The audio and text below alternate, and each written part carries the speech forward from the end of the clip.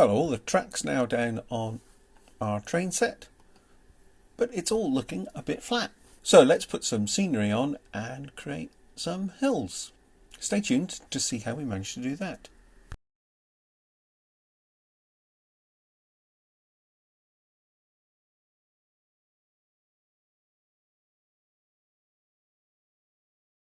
Well, remember that section of board that we put to one side?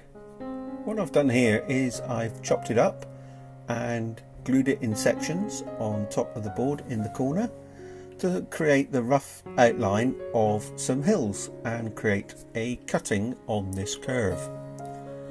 Then, using some Mod Rock plaster bandage, I've covered those cutout shapes so that we can smooth the formation over and make it look like an appropriate hill or cutting, etc.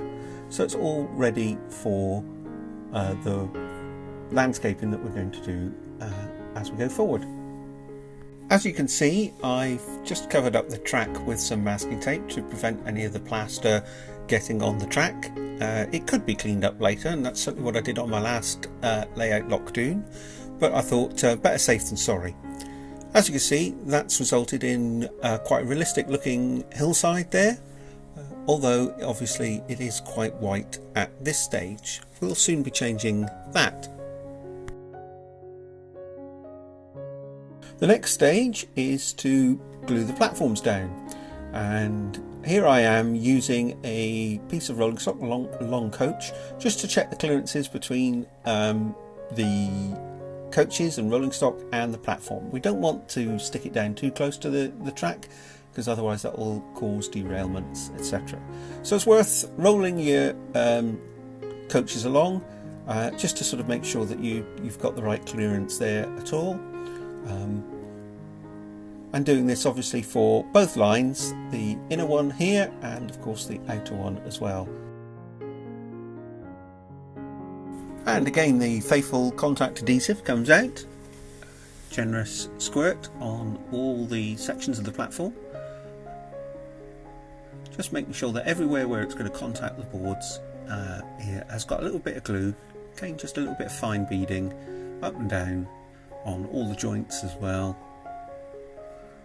so that all the platform pieces are all securely glued in place. Not forgetting the platform ramps as well. Once that's all been done,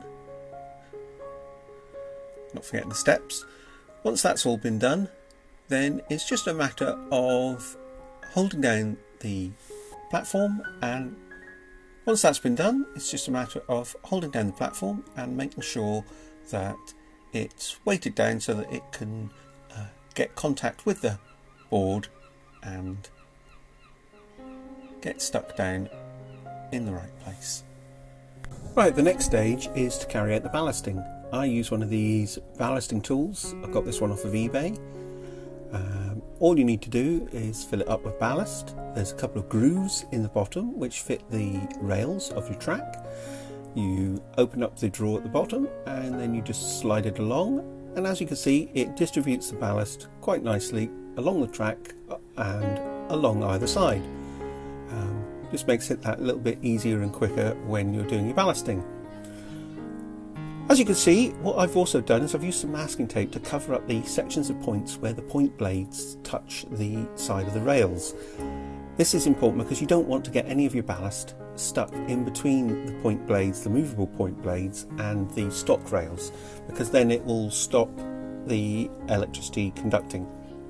So around points, rather than using a ballasting tool or just liberally spreading it, I use a teaspoon and just very gently drop ballast into those areas, making sure that I keep as much as possible the ballast out of any of the moving parts. Like I said, out as much as possible, out of any moving parts of the point work, out of the gaps between the stock rail and the check rails there. And always helps to have a little paintbrush just to sort of brush it around, make sure that you spread it out fairly evenly like that. This is me doing the area of the sidings. It's got obviously quite a few points here, and it's just a case of spreading it out, making it nice and even everywhere, and getting the ballast just where you want it and in the right place. Once you've done that, it's time to move on to the next stage. I'm using Scenic Cement by Woodland Scenics with a spray attachment. This is a pre-mixed PVA water mix with a little bit of surfactant already added to it. So all you need to do is just spray it directly on to the ballast areas that you've done, making sure that you cover everywhere, giving everywhere a nice old soak. Make sure that the Scenic Cement distributes nicely into the ballast. And if you have a look at the liquid as it goes onto the ballast, you'll see it sort of soak in and disperse in between all the various sections. Once you've done that, you might find that there are some areas where you didn't glue strong enough, so that you've got some bold patches. All you need to do then is just go round and touch up a bit in those areas. Once you've done that, you should end up with a very nice even finish of ballast all around the track. Just check for any lumps which have got into the wrong places. The next stage is to apply some grass matting to the hills that we made earlier in the video.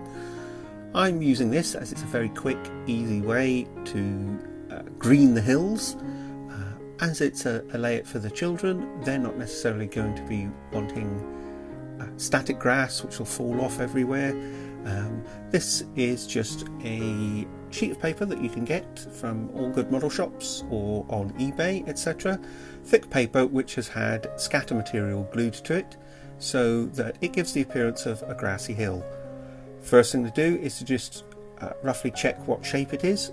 I've just had to cut off a section there where the track is, using the straight edge of the paper to run along the straight edge of the baseboard.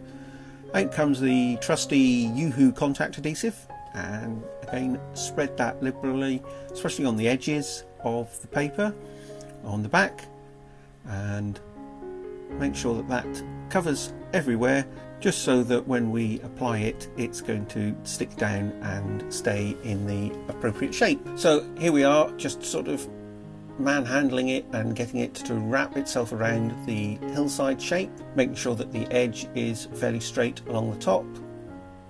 The section down at the bottom that's next to the track can be disguised with some extra bushes or scenery or a little bit of grass, etc. at a later date. But what this is a very easy method of covering large areas of hillside with a green grass effect. You might find that you'll need a little bit of extra contact adhesive there. Don't worry if you get some of the contact adhesive on the top of the mat, because I've often found that when it dries it gives an effect that's similar to a bit of running water.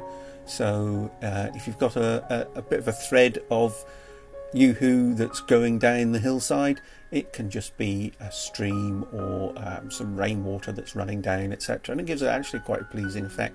Here I am doing the next section, cutting the grass mat and the associated area, and just making sure that that covers everything off.